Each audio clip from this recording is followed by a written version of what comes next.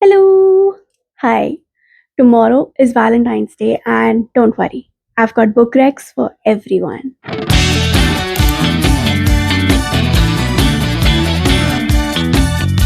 So let's first address the elephant in the room. I'm filming with flowers because I got flowers. But don't worry, it doesn't matter what kind of reader you are. We've got 10 book recommendations across 8 genres, from young adult to fantasy to horror to sci fi to non fiction. We've got everything. So let's just get started. Let's start out simple with a young adult romance. This is The Cuban Girl's Guide to Tea and Tomorrow. This is such a sweet and heartfelt book that kind of restored my faith in humanity. You can look at all the tabs in this book. I adored this book when I first read it, which is after the second wave of COVID. So, this is a book about our main character, Lila, who has something happen to her which she calls a trifecta, which is basically a series of three bad things that happen to her one after the other. And she's trying to cope, like she's giving it all she's got, but her family thinks that it would be better for her if she were sent to hang out with some relatives in this gloomy British town for like a month or so, just to get her head on right. And she resists, of course. But once there, she finds people, community, she finds herself once again, she finds out how to be a person, she finds out how to move on, she finds teas that she likes, and also finds a cute, wonderful, amazing guy. And I love this one because it's not just about finding someone you love, but about loving yourself and finding yourself, which, in my opinion, is much, much more important. And it's just such a heartfelt book. It made me believe in humanity again. I was really in a dark place. If you know about the things that were happening during the second wave of COVID, how it was so cutthroat, how so many people were dying, so many lives lost. It was just a very difficult time for everyone involved, and even those who made it with scars. And I needed this book at that time, and I'm so grateful that I got it. And so today I'm recommending it to you. So next I've got a recommendation for a new adult book. A new adult, if you don't know, is like people in their early 20s, like 20 to 24ish, I believe. So I've got a wonderful, wonderful recommendation for a new adult book, which is The Pairing by Casey McQuiston. So The Pairing is about these two people who used to date, and they signed up for a 10-day long wine and like food and tasting tour through all of Europe. But while on the way there, they broke up. So now they both had like some period of time during which they could like defer. And ultimately, both of them realize that time is running out and they both need to take that tour because they both paid for it. And they find themselves on the same exact tour. And then they start a competition to see how many people they can hook up with. It's messy, it's ugly, it's also lovely, which is confusing. But you know who's more confused? These two people. They've got everything plainly right in front of them. They've got the person they love right in front of them, but they are gonna close their eyes. They're messy, they're stressy, they're stressing me out, but it's also like a really wonderful and lovely read. And I had the best time of my life reading it last year. So I would recommend that you can check out The Pairing by Casey McQuiston. Like, if you've been that person, and you've seen this person right in front of you and you're like, I like this person so much, I have such a big crush, but not understood that, you have not comprehended that and done the most batshit insane thing that you can think of to try to one up them because you don't understand that you like this person. Well, yeah, this book is for you. And if you're not this person and you're just gonna have a grand old time reading about these people, then yeah, this book is for you as well. Okay, next up, I've got two recommendations for some adult romances. So the first one is going to be The X Talk, which is a book about these two people who work at a radio station. They're kind of competitive. They're constantly trying to one up each other and trying to prove that they are better than the other person. And they work in radio, and the viewership is going down. So someone pitches the idea of hosting a show, a talk show where people talk about their relationship problems, and they have a relationship expert who comes in and talks to people about their problems. But how are they going to make sure that people stay? What is the tea that's going to be what people come in for? Well, they're going to pretend that they were exes who broke up, and they're going to play that part up for the audience so that they are invested. But people end up getting too invested, and everything gets really messy when the truth comes out. And it's not just the audience who's got some conflicting feelings, it might also be our main characters. So this was a really fun romance that I read. This is one of the earlier romances that I read when I started like branching out to other genres, and it was cute and sweet. If you've seen Munna Bhai MBBS, the climax of this book kind of gives the climax of that movie, if you know what I mean. So if you're like a Bollywood fan in general and you want to get that vibe, that's also there in this book. And my second recommendation for adult romance is going to be Funny Story by Emily Henry. So you all know that I've started reading Emily Henry books recently, and I'm like making my way through her works. So the recommendation for this video, like the specific book that I would recommend, is Funny Story. Funny Story is about this woman who was engaged. She had moved into a completely different city with her fiance, like his city, and she's made friends with his friends and knows all of his family and lives in his house, their house. And then the fiance has his bachelor's and hooks up with his childhood best friend. So we've got this girl, our main character, who has been cheated on and dumped, and we've got the boyfriend of the childhood best friend. And due to reasons, these two people end up cohabitating because they've both been kicked out of their respective relationships. It's interesting. It's a funny story, actually, you know what? And I think you should check it out and give it a read. This is also like a little bit messy, a little bit confusing, and honestly, yeah, the name covers it all. It is a funny story. Yeah, so I know I said we've got a bunch of genres, and this is the last in my straight up romances, and this is Heartstopper, which is a graphic novel, and it is a classic story of boy meets boy, boys become friends, boys fall in love. Heartstopper, if you have not heard of it, is about these two kids. It follows Charlie, who is a bit of an outcast, a little bit of someone who's on the fringes of his social circle in his school. He's not the most popular, he's not the most visible person out there, and he's also gay. And this follows like his story through high school, and he meets this guy on the football team called Nick, and they become friends. And like it says on the cover, boys fall in love. And this is such an emotional and genuine and honestly beautiful book that I feel like almost everyone can read and enjoy. And if you're not that much of a reader, like, first of all, what are you doing almost halfway into my video? But thank you, I love you.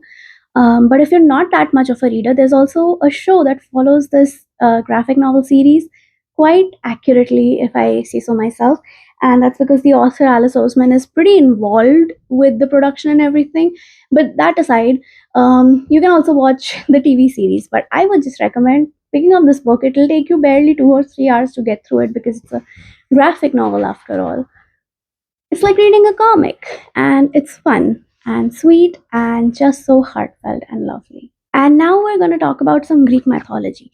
If you want to read about a love that changes the course of wars, that rewrites destiny itself, well, you have to check out The End Grounds All. This book is a reimagining of the Trojan War. It follows Helen of Troy as well as Cassandra, who is a princess of Troy. She became a priestess of Apollo in order to avoid marriage until one day Apollo himself comes down and gives her the gift of prophecy, the gift of sight, of seeing the future. However, when she rejects his advances, that gift is then turned into a curse, and she is now cursed to still have these visions of the future and to tell everyone about them, but no one is going to believe a word she says. It's tragic and it's honestly downright cruel, this curse of hers and all the burden that she has been saddled with.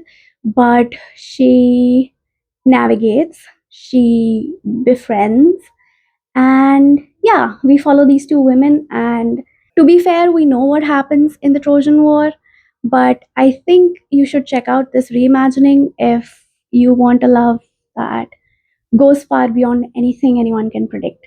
Also, we've got asexual representation in this book, and it is done pretty well. Like, we've got a sapphic love story as well as some asexual representation. So I think you should check that out for those things, if for nothing else.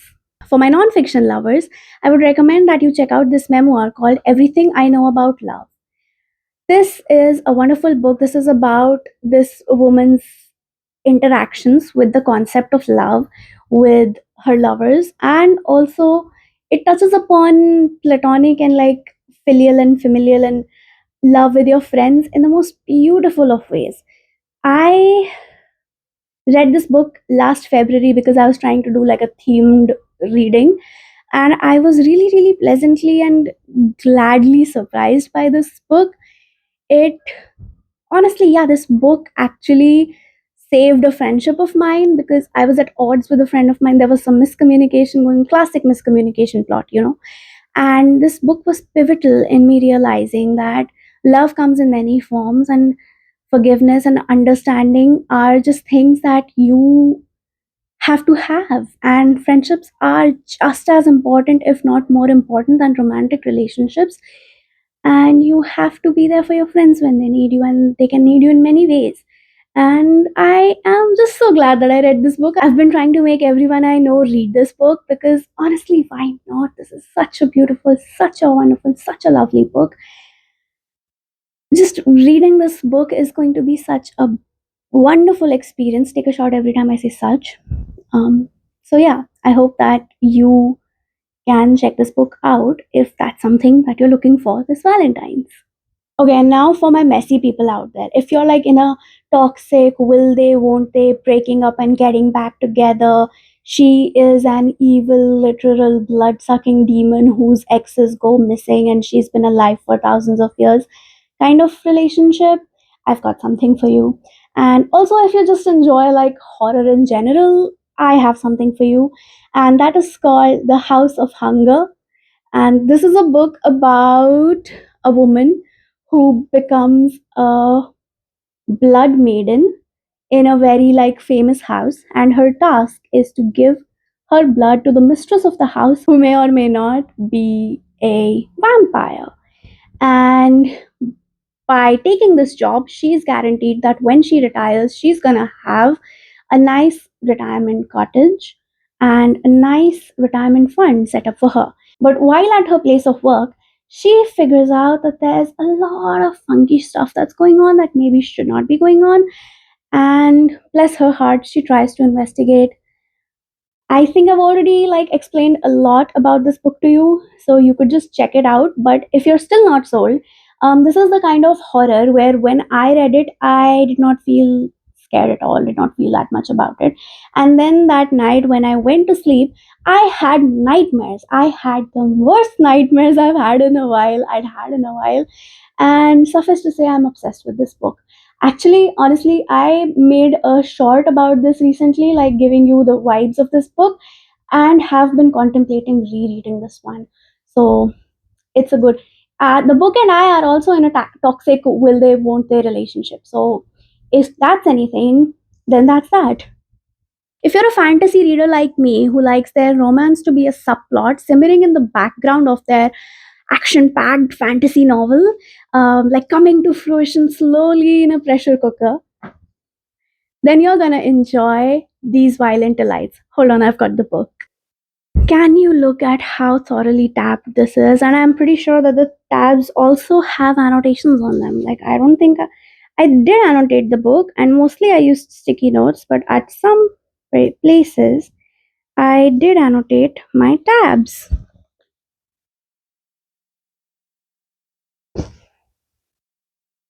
Oh, this one says, oh my god, they were roommates. Anyway, these violent delights and its sequel, Our Violent Ends, these two books, this duology is a Romeo and Juliet Shakespearean retelling set in 1930s, 1920s Shanghai, and this is insane. There's a literal monster on streets of Shanghai and it is killing people, but it's not just killing them, it is making these people kill themselves, and it is gruesome and horrifying and scary. And that's going on in the background, and in the foreground we've got these two rival mafia drug families, and they're constantly at odds with each other, and their heirs Roma and Juliet wind up having to work together, and there is betrayal, and there is, it's like they dated briefly when they were 14-year-old young little children, when they didn't even know what love meant. And now it's like 4 years later, Juliet was sent to America and now she's back, and she finds herself working with Roma against her wishes, against her intentions and whatever whatnot. And this book, it's amazingly written, it is really well done. There have been occasions where I forgot that I was reading a Romeo and Juliet retelling, but there is also this knowledge that this is the first book that actually made me understand the gravity of Romeo and Juliet. Like, I used to laugh at that book. The first time I read Romeo and Juliet was an abridged edition that we had as an extra book in our curriculum, but we never really studied in school. So we had that book, we owned that book, but we never read it, except me. I was the precocious 9-year-old who was reading Romeo and Juliet at the tender age of 9. I think I said 9 year old a bunch of times. And I used to laugh it off. I used to be like, wow, that's so silly. And then I grew up and then I learned that they were 13 and 16-year-olds. And then I kind of dismissed it further, because why is a 13-year-old trying to get married to a 16-year-old? And why is a 13-year-old getting married to like Paris or whatever in the first place? Like, that's so silly. That's so dumb. Like, it made sense for the plot that they had cooked up to be able to run away together. But it seemed really, really juvenile and silly to me. And now that when I read this book, and it made me understand the gravity of the situation, of the effort and the like everything that it takes out of you just to try to be with this one person that you love, like the you love this one person and literally the entire world is against you. And never have I ever felt that, like truly understood that, except when I read these books. So I may have talked about this book for a little bit longer than I probably intended, but I love this book and I love these books from the bottom of my heart, and all these hearts that I have right here. And it's still not enough. These books deserve so much more love and so much more recognition. And yes, so if you like your fantasy, you gotta read this. Finally, for my sci fi baddies, I've got the greatest love story ever told. This is a book called This Is How We Lose the Time War. It's a story through space and time, written in the form of letters between two soldiers who are on opposite sides of this war. It's a bit of a trippy concept because you weave through, like I said, space and time. So it's a different planet in a different century every single time. And they're both in a war. They're both on opposing sides of a war. One of them is more of like a cyborgish computer robot race, and the other person's very nature based. And these two entities, these two people, they it starts off as like a brag, as a joke, like destroying your enemy's efforts to change the course of time, because this war is being fought through time. It's like they are constantly trying to alter little events to change the course of the future. And yeah, so one of them thwarts the other's attempt to alter time, and then leaves a note mocking them. And eventually, the other person replies, and so on and so forth during their encounters. And both of them know that if their own side found out that they were conversing with the enemy, they would not survive. They would be kicked out, deleted, unalived, to use the TikTok word. They would be killed off. and yet it's a risk they take, and then slowly the mocking turns to banter, turns to friendship, and turns to love. I've I read this book once. I cried so much, and then I reread it and I tried to annotate it, and then halfway through I couldn't because it was so intense that I was just obsessed with the words and I just wanted to keep going and keep reading. And it has so many great quotes, and I am so obsessed with this book. I can't find my copy actually, otherwise I would have shown you the annotations and the tabs that I have through like half of the book. But it's truly an amazing book. This was also like a really wonderful, really life changing book, and I've enjoyed reading it so much that I can never stop recommending it to anybody ever. Okay, so those are all the books that I recommend that you check out for this Valentine's. But if there's something oddly specific that you want to read, you can let me know in the comments and I'll try my best to fulfill that particular prompt of yours. And this has been it. This has been the video. This has been my little alien appearance. I come from a planet of hearts or something. Oh, what happens if I try to make like one big heart right here? Would it be called a Queen of Hearts cosplay? What do you guys think? Happy Valentine's to you if you celebrate. If you don't, I don't care. It's a commercial thing anyway. It's like a capitalist foreign concept. But I love recommending books and also reading them. So I hope you'll have a great day tomorrow, and I'll see you in my video on Sunday. Bye bye.